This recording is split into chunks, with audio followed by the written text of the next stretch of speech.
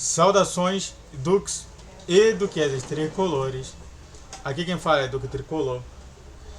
Para mais uma análise de Fluminense 2023 era melhor do que aquele Fluminense 2012 e o Fluminense 2010.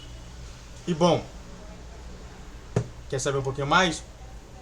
Então, sente no sofá ou na poltrona, deite na cama, relaxe, me escute e entre no meu divã. Vamos falar mais sobre isso. E bom, isso daqui surgiu justamente com a fala do Fred, mas também teve a fala do Wagner. O Wagner falou que não é bem assim, e o Fred fala que não, realmente ia ser assim. Então vamos comentar aqui uma coisa. Primeiramente eu quero pegar justamente o time atual, tá? Antes de qualquer coisa, faz tudo que quiser escrito aqui também. Se inscreve no canal, faça o tiro para você que curte, comente, compartilhe, redes sociais na descrição de vídeo, vídeo todos os dias, 10, 12, 20 horas e Pix na tela se quiser me ajudar com qualquer valor. Tá bom? Vamos lá. E aí ele fala, né, que o Fluminense 2010 e o Fluminense 2012 ia perder, e o Wagner, que é o outro jogador que também foi campeão, fala que não é bem assim. Então vamos ver aqui se não é bem assim, se é bem assim, o que eu avalio depois disso tudo. E bom, o time atual do Fluminense, eu só vou contar somente com os titulares, é Fábio, Samuel Xavier, Nino, Felipe Melo e Marcelo, André Alexander e Ganso, Keno, Arias e Cano, tá? Vamos comentar aqui algumas coisas. Realmente a gente tem uma deficiência muito grande na defesa, porque o Felipe Melo, ele é muito mais um cara que se porta como um volante, mas ele joga bem atrás, porque ele não consegue ganhar na velocidade de ninguém. Mas é um cara que dá um passe lindo, pode dar realmente uma situação de gol. Então, tecnicamente falando, o Diniz, ele acaba trocando, e calma que a gente vai falar do Diniz, ele acaba trocando um jogador defensivo para um jogador ofensivo na defesa. Isso que é muito interessante de falar. Então, a análise central é Fábio no gol. Fábio é o terceiro melhor goleiro, o terceiro goleiro menos vazado de todos os tempos. Só perde para um goleiro da Inglaterra e um goleiro da Itália, que tomaram menos gols que foram menos vazados do que ele, né, por todo o jogo, né? Pra quem não sabe, o Fábio, ele tem 550 jogos que ele não tomou gol. É impressionante.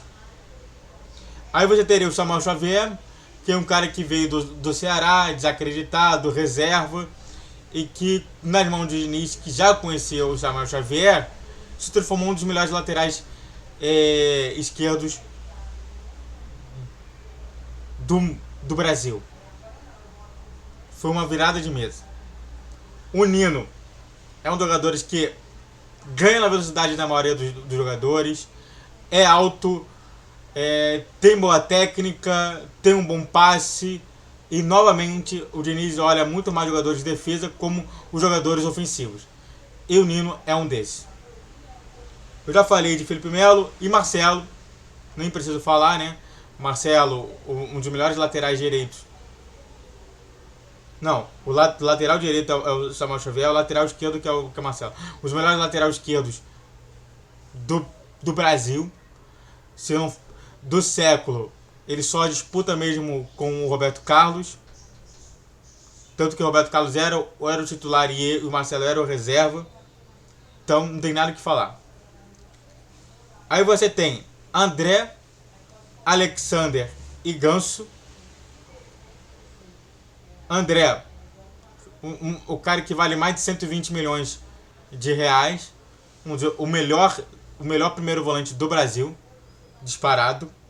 Alexander, que é um garoto jovem, que ainda está se adaptando a muita coisa, e ainda tem alguns problemas dele, mas ele acaba justamente até mesmo trocando muito com o Marcelo. Até aliás, se lembra lá atrás que eu acho que foi Dunga, ou foi o próprio Tite na primeira passagem dele, ou foi até Mano Menezes, eu não sei, é um dos três, que ele fazia justamente um segundo volante se alternando sempre com um lateral.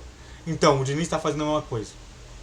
Às vezes, o Marcelo, ele vira o segundo volante, fica mais no meio pro Alexandre ficar mais na ponta. Então, mais ou menos, ele faz isso. E o Ganso, né, o maestro do time, um dos melhores jogadores, desde o tempo de Santos, um dos caras que mais realmente se envolveu, já jogou também Copa do Mundo, pela seleção brasileira e pelo Fluminense, um dos maiores personagens dentro de campo. Não é à toa que toda hora quando se fala de gols do Fluminense, toda hora se fala em Ganso. Keno, que realmente sempre está indo entre os polos, mas não tão extremos assim. Ou ele está um pouco mal, ou ele está muito, ou ele está pouco bem, mas ele está sempre jogando mais ou menos, mas ainda não é a sumidade justamente. Tem muita gente que quer o Lima no lugar do Keno. Arias, que é um jogador que é um dos craques, é o craque do time, né? Se a gente tem um craque do time, é o Arias, que é o cara que dribla, é um cara que tem uma corrida boa, é um cara que realmente tomou muito lugar do Luiz Henrique nessa questão de drible. Eles têm um Cano que é o artilheiro do mundo. Só isso. E claro, eles têm que avaliar o do técnico Fernando Diniz. O estilo do técnico Fernando Diniz é um estilo mais de agrupamento, é um estilo mais eloquente dos três aqui que eu estou falando. Tanto que realmente é um caso à parte, não parece futebol. O Diniz consegue fazer uma coisa que parece que é futebol, mas não parece futebol. Perante o que a gente vê em outros jogos do mesmo campeonato. Saindo disso, a gente entra no time de 2012. Eu vou até entrar no 2010 para ficar melhor. 2010, que o time era Ricardo Berna, Mariano, Gum, Leandro Eusébio, Carlinhos, Valência, Diguinho, Júlio César e Conca, Emerson, Sheik e Fred. Ricardo Berna, que era meio que uma improvisação, não foi muito bem colocado ali. Muita gente ainda sofria com a questão, com o quesito Fernando Henrique, mas o Ricardo Berna deu conta de bastante jogos. Mariano, Gum, Leandro Eusébio, Carlinhos. Mariano, um dos melhores, né? Um dos melhores laterais direitos que também jogou no futebol brasileiro. Era um cara que também tinha drible, tinha velocidade. Se hoje a gente vê muito a característica no Ayrton Lucas sobre isso, lá atrás era dele, era do Mariano. Gum é um dos ícones, um dos atos da defesa também, metia muito gol, mas é interessante que enquanto o Felipe Melo ele peca por ele ser lento, mas ter uma genialidade, o Gum, a única genialidade dele é meter muito gol de cabeça. É impressionante. Mas ele peca em muitas situações, que realmente parecia que ele não era um jogador de Série A de Brasileirão. Tanto que realmente, mesmo depois da saída dele, ele não foi para um time de Série A, ele foi para um time de Série B. Porque ele era um jogador de Série B, jogando na Série A, e só jogando na Série A porque ele metia muito gol. Era só por conta disso. Era o zagueiro artilheiro. Mas eu considero tanto que, pra mim, é meu ídolo, tá, pessoal? Leandro Eusébio, a mesma coisa. Quer dizer, Leandro Eusébio, que também fazia parte das Torres Gêmeas, né? Que até se mantém justamente no próprio Fluminense de 2012, né? Se mantém a mesma dupla, né? Gum, Leandro Eusébio. Mas naquele tempo o Leandro Eusébio gostava de pouco prestígio, né? Foi melhor, mas não foi um jogador especial, né? Era um jogador, mesma coisa do que o Felipe Melo, mas não era genial. E Carlinhos, que também se mantém, né? O que muda ali é justamente apenas o Mariano pelo Bruno, mas o Carlinhos, que também é um jogador que fazia uma jogada específica que gerava muita coisa e que hoje a gente vê no Marcelo. O Carlinhos era um jogador mais técnico, um jogador menos veloz, mas um jogador que realmente fazia algumas coisas interessantes, como por exemplo chutava o gol. Quantas vezes a gente não vê aquela mesma jogada que o Carlinhos chegava numa ponta, ia pro meio, chutava e fazia o gol. Como se fosse um Arjen Robben. Então realmente o Carlinhos ele tinha essa habilidade de chute. Valência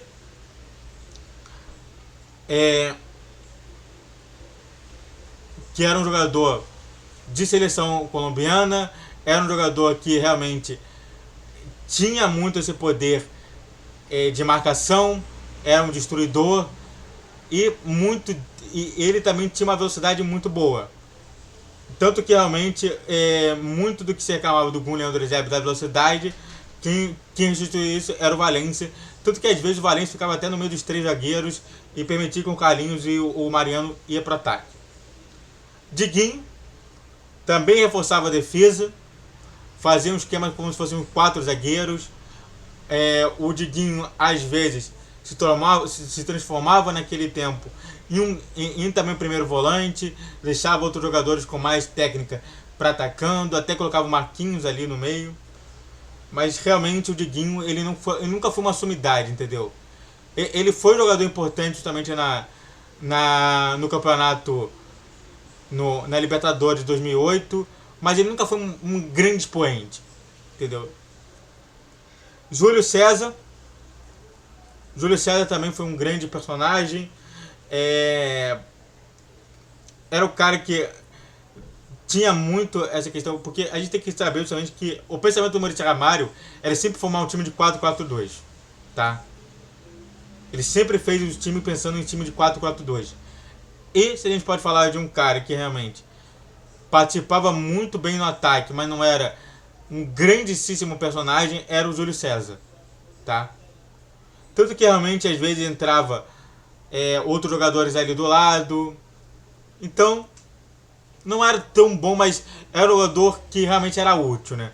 Até aliás, o Júlio César, se a gente pode falar daquela orientação que o Alexander tem para tomar o lugar do Marcelo, muito do Júlio César era muito do Mariano, porque o Mariano ia muito para ataque, ele era muito ofensivo, o Mariano. Então o Júlio César meio que também se transformava em um segundo lateral.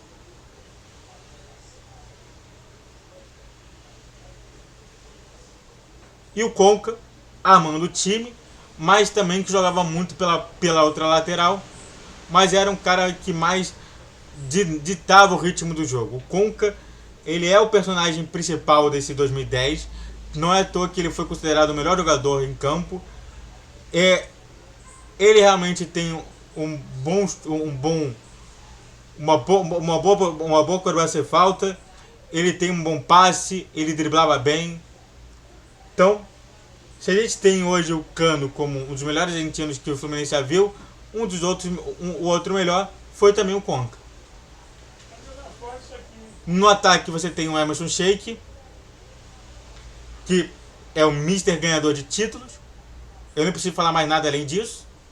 É o cara que entrou lá e por conta de uma indisposição que teve com o próprio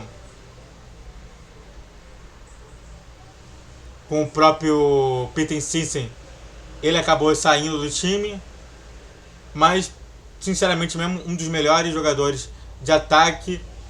Era um cara que era bem técnico, não era um cara que driblava muito, mas era bem técnico, tinha um ótimo chute e realmente fazia um bom segundo atacante, sempre ali junto com algum atacante que realmente pudesse tabelar com ele, que ele pudesse fazer essas jogadas boas.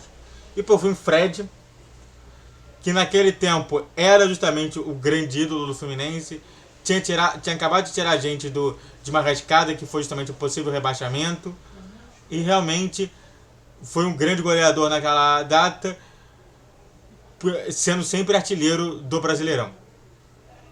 E claro que a gente tem que valer também o técnico Maurício Ramalho. O técnico Maurício Ramalho era sempre um cara que sempre trabalhava com esse esquema de 4-4-2, tanto que está se repetindo com o próprio Dorival Júnior, que está fazendo também um esquema de 4-4-2, mas é um cara que sempre se preocupou justamente movimentação dos jogadores laterais. Então ele sempre lateralizava muito as jogadas. Muito pouco se passava pelo meio. E o meio sempre era tomado ou pelo Conca ou pelo Diguinho, que sempre realmente fazia essa mudança de jogo. Se hoje a gente tem do Flamengo, que faz muito disso, né, de passar de um lado para o outro, sempre tentando pegar alguém desprevenido, pô, Muricy Ramalho já fazia lá de 2010, tá? E no time de 2012, nós temos Diego Cavalieri, que foi um dos melhores goleiros que a gente já teve, tanto que depois do Diego Cavalieri a gente se viu muito enrascado. Rodolfo, Agenor, entre outros aí perebas que foram ali, até o Marcos Felipe, que mesmo sendo um bom goleiro, mas infelizmente sempre era comparado com o Diego Cavalieri. O Diego Cavalieri que agarrava muito no Botafogo, quando foi pro Botafogo agarrou muito, e sinceramente mesmo é um dos melhores goleiros que o Fluminense já teve. Se a gente pode falar dos 3 melhores goleiros, 2 é o Fábio e o Diego Cavalieri. Gunnar e Drozeba eu não vou falar, que é a mesma coisa, é mesmos problemas, então é a mesma coisa. Você tem ali o Carlinhos, que também continua no Fluminense, mesma coisa. Só que você tem no lugar do Mariano, que era um cara bem mais de velocista, bem menos técnico e até mesmo que adorava driblar. Você tem um cara voltando a ser técnico, que é justamente o Bruno. O Bruno que sempre fazia lateral, sempre era um cara inteligente. É um cara que hoje a gente pode assumir meio com o papel também do Marcelo. Era um cara que também não ia muito para ataque, mas quando ia para ataque era para fazer alguma jogada, algum passe. Ou seja, o Fluminense trocou velocidade e drible por passe e qualidade defensiva. Isso é interessante.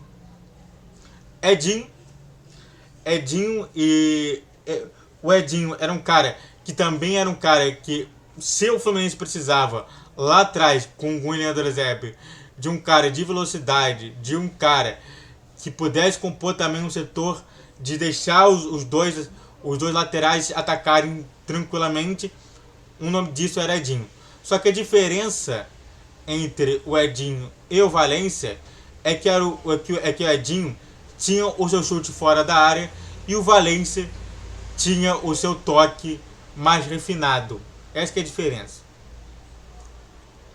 Então o Edinho era um cara que era pouco técnico, ele sempre tocava pro lado, mas sempre quando podia dava aquele chutão forte para tentar meter o gol e pegar o goleiro desprevenido. Jean, se realmente a gente está falando de um jogador de drible, de velocidade, inteligente, a gente pode falar do Jean. O Jean, que foi um dos caras naquele tempo que mais trabalhava a bola, que era realmente outra bola, tanto que a gente perde o Conca, vira o Thiago Neves. Então, quem poderia realmente ficar armando as jogadas? Quem era o principal armador das jogadas? Não era o Thiago Neves. O Thiago Neves era um cara que vinha muito mais para ser um segundo atacante no Fluminense.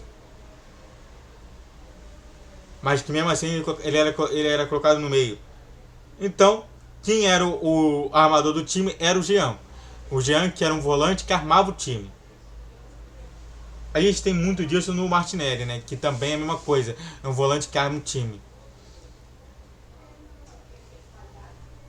E Thiago Neves, que era um cara que tinha falta boa, que tinha drible bom, que era um cara que era muito ofensivo e muito se destacava por ser um segundo atacante, que fazia tabela também com o Fred.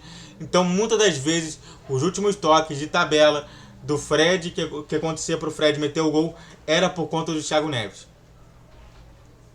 E o Thiago Neves sempre foi um ótimo jogador, mas não era uma sumidade como que é o Ganso.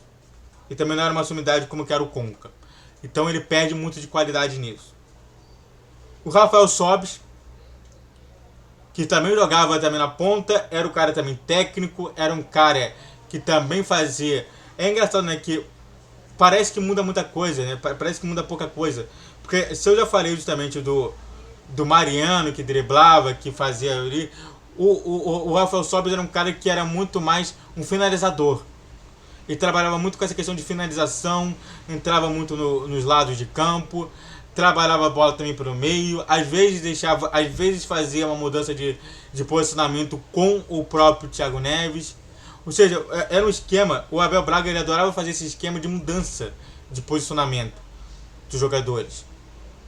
E aí muitas das vezes, né, você vai ver, por exemplo, o próprio Edinho que mudava para se tornar o primeiro volante, o líbero.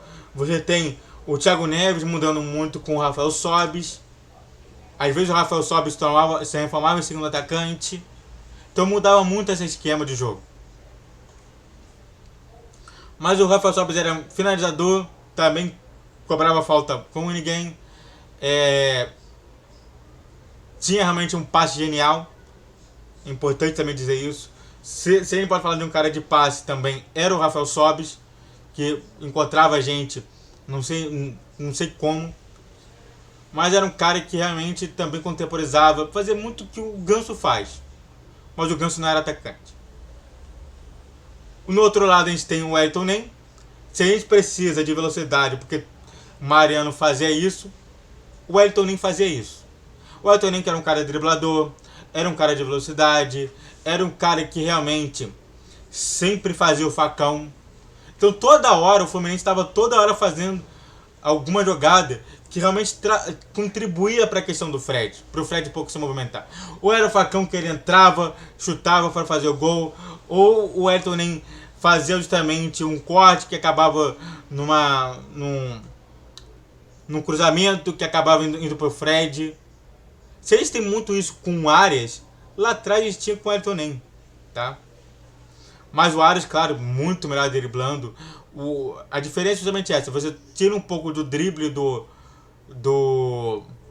Arias para colocar na velocidade para você tirar também um pouco da velocidade do Elton Nem. E o Fred é a mesma coisa.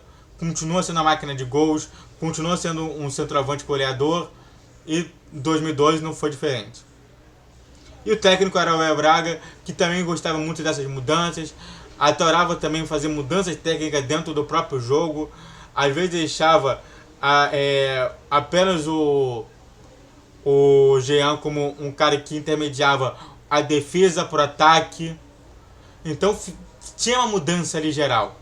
Diferentemente do Maurício Ramalho, que era um pouquinho mais estável, e a única mudança que tinha era a questão do Júlio César com o Mariano ou com o Carlinhos, que às vezes também ele mudava. Você tem uma mudança muito grande com a questão do Abel Braga. Agora, visto isso tudo, o que eu acho sobre essa resposta? Eu sei que esse vídeo foi grande, mas eu precisava explicar do porquê cada um era cada um. Qual a resposta, né? Isso aqui nem vai ter edição, isso aqui vai ser direto, isso aqui vai ser bom. Há realidades diferentes e resultados que podem também ser diferentes, tá? O jogo antigamente não precisava ser tanto técnico, tanto que realmente os times não eram os times eram poucos toques e mais velocidade. Hoje, por conta do Diniz, está mudando isso. Hoje os jogadores querem ser mais técnicos, querem trabalhar melhor com a bola. O Fluminense sempre teve jogadores de diversos tipos de conhecimento. E na minha concepção, se a gente pode falar assim, o Maurício Ramalho também chegou à mesma posição do Diniz. O Abel Braga já não. Se você pegar time por time, você vai ver que tem alguns jogadores que pra mim são melhores ali de outra coisa. Então, na minha visão, há muito empate, mas se fosse para favorecer, eu favoreci esse time de hoje. Mas é muito empate, entendeu? É só você pensar muito, né? Sobre o que foi justamente o Mariano, o Carlinhos, o Bruno, o Leandro Zébio e o Gum, que ficam também na mesma situação. O Ricardo Berna e o próprio Diego Cavalieri. Você tem ali o Valência e o Edinho. Você também tem o Diguinho e o Jean. Então você tem vários jogadores que realmente, se você olhar ali, se você perceber, realmente trabalham muito bem com a bola. Mas hoje, o Fluminense trabalhando bem e a gente não se preocupando tanto se a gente pode perder ou não, esse time de hoje pra mim leva a melhor. Muito obrigado a todos que assistiram, eu fico por aqui. Se inscreve no canal, faz tudo pra você, curte, comente, compartilhe, recebe a questão de vídeo. Eu todos os dias 10, 12, 20 horas e eu filmo pra vocês. Esse vídeo não vai ter edição de intro por conta do tempo. Saudações tricolores.